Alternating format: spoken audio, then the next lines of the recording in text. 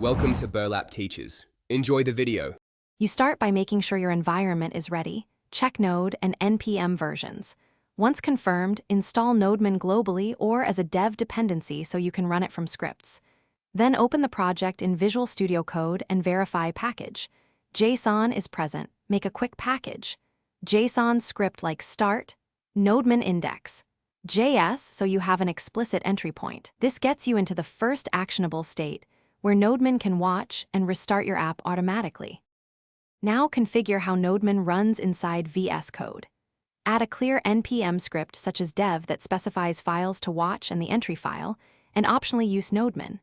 JSON to centralize ignore lists, environment variables, or restart delays.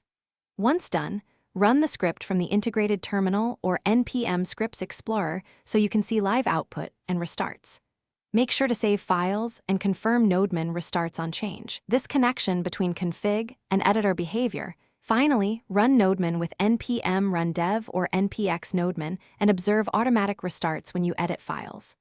To debug, create a VS Code launch configuration that launches or attaches to the Nodemon process so you can set breakpoints while hot reloading. If something goes wrong, make sure files are saved, your watched extensions match, and Nodemon. JSON rules are not ignoring the files you change. If restarts fail, restart the terminal and check for conflicting global installs. That usually resolves path or version mismatches.